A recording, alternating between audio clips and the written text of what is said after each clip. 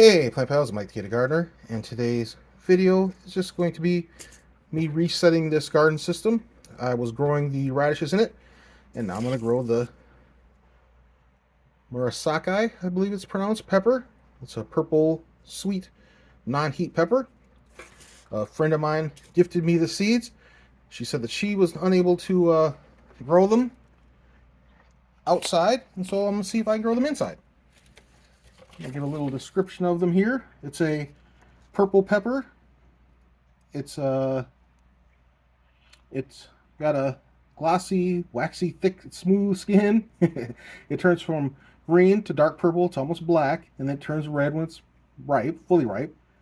And you can eat it at any stage like most peppers. It's green underneath, unlike my chocolate pepper that was red on the inside. Set that there. You can look at it as I read this. I printed some information on it because it was very interesting to me.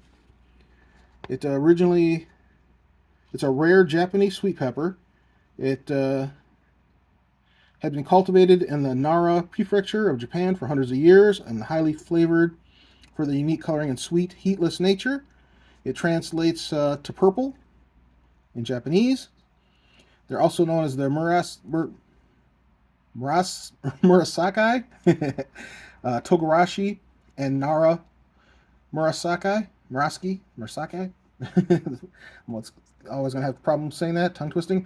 In Japan, they are special variety seldom found outside of its native prefecture. So it's pretty cool that we get the opportunity to try to grow it. They're typically grown in gardens and through select growers, and the variety is valued as an ornamental plant, and as the peppers ripen at different times, giving the plants a multicolored appearance. Chefs incorporated into colored dishes to highlight the crisp, dense consistency, sweet flavor, and unusual coloring. They are an excellent source of the anthocyanins. That's the pigment found within fruits and vegetables that gives them the purple. They're also anti-inflammatory and full of vitamin C, and also protect cells against free radical damage. You know, this is just it's not medical information. It's also high in iron. This is just what they claim that it has. Let's see what else about it. Sweet, mild flavor, suitable for raw or lightly cooked preparations. In Japan, they often just kind of blister the outside. And let's see. It is a ancient pepper variety, classified by the Japanese government as a Yamato Yasai, traditional vegetable grown in Nara, Japan. Vegetables are a cultural ingredient in the cuisine of Nara, as the prefecture is primarily vegetarian. And in 675 CE, it became the central hub for Buddhism, and meat was outlawed there. And of course, they relaxed that. And these types of vegetables are certified. So I guess it's kind of like having a halal or I forget what the other term is for the kosher. Yeah, kosher. You know, that kind of thing, which means, you know, it's a safe, proper to eat or whatever. If you're I guess a Buddhist from that area, I guess. The Japanese government promoted the vegetables in 2006 as an effort to preserve the disappearing varieties. Today, Yamato Yasai vegetables are featured in restaurants as a cultural ingredient. So that's pretty cool. It says we're a native of Japan. They're occasionally found in Tokyo, but rarely found outside of markets outside of Nara City. So that's really cool. All right, so let's get going. That's the history of it. I'm going to take my water, fill this up.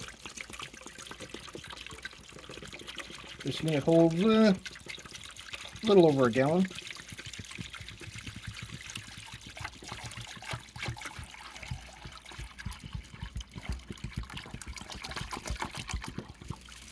a gallon. I guess it holds about exactly a gallon. All right. So I can go ahead, and what I'm going to do is I'm going to pause, set my tripod up, and do the rest. Be right back. All right. So I can go ahead and plug the pump back in. You always want to unplug the pump when you're doing the cleaning, because you don't want the pump to run when it's dry. It might, fry the unit, which would be very sad. And again, these things would be much easier to do if I wasn't on camera and I can see what I'm doing. Hold on, be right back. All right, got the pump plugged in and running. I can put the deck back on.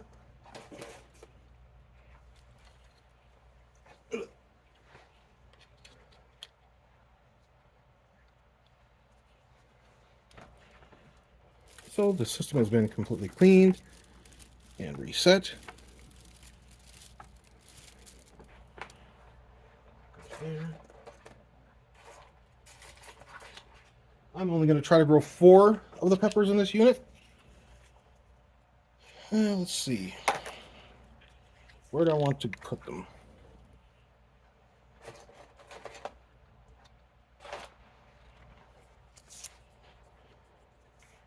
Typically like to grow one in the corner, one back here, grow one here, and I'll grow one here. Excellent.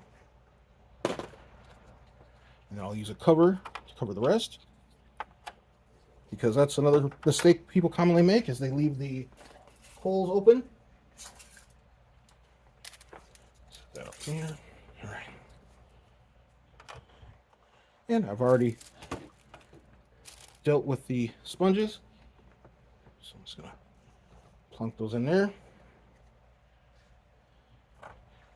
And I'll put the seed in, put some foil over the top, and we're pretty much good. And lower the hood down, and we're pretty much good to go, which is pretty cool. Oops. And I also got my little buddies here to keep me amused. And this is the dome for the.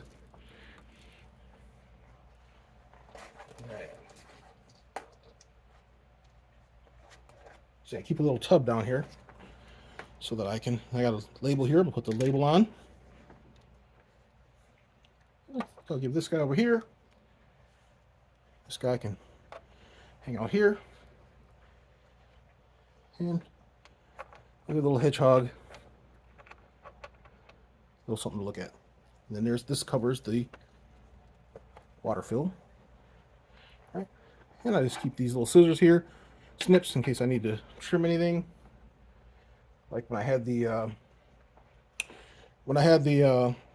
kale, I would often snip off a little piece and snack on it. I'm not gonna be snacking unless I get a snack on a pepper, but that's different. All right, so let's get these seeds planted.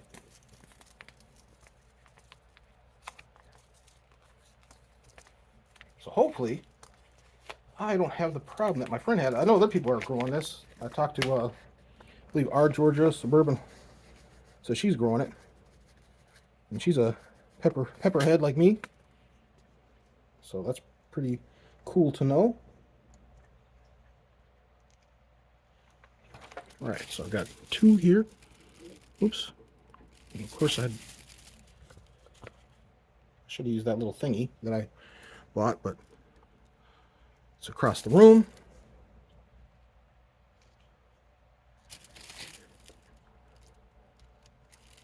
I'm putting 2 per, and I'll thin them out if there's an issue.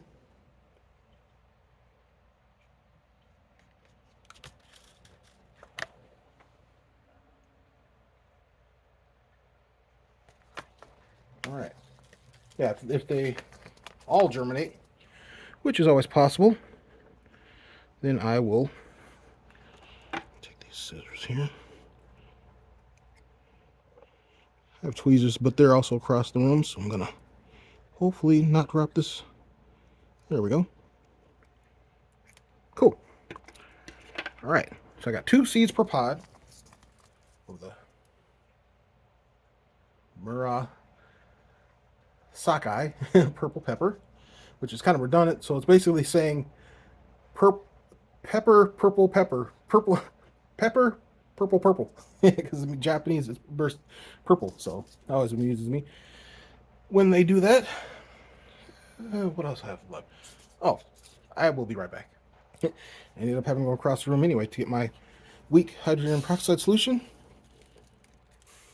That's one little trick I use to help ensure germination. It's not necessary. I like to do it. All right. So, and I also like to put foil so I don't get algae. Like, I have a opened unit across the way that doesn't have foil, and the sponges are all white and fuzzy with the mold and algae that grows because you have water and light and nutrition. It's not a big deal. You can just use your finger and wipe it off. But this seems to work much better. And the plus two, it has added a bit of kind of bouncing the light back up on the underneath the bottom of the plant. So I figure, why not do it that way?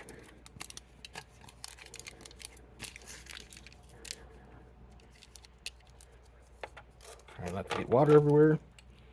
Keep knocking my little buddies over. Right, last guy.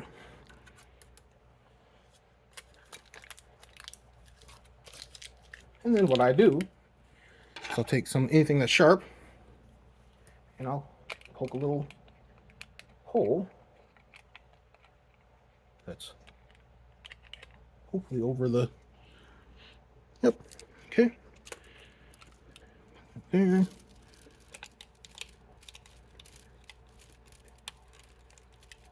I mean, some of them will just reach for light, but sometimes if you don't do it enough over the hole, they'll start to grow underneath the foil, which is a bummer.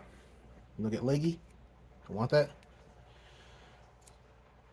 So I typically try to make a big enough hole so that the light will get through.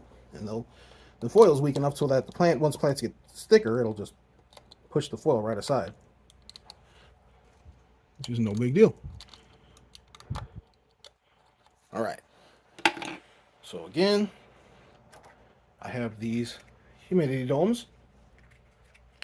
And again, I like to give everything a head start, so I will put some weak peroxide solution in there to speed up the humidity release.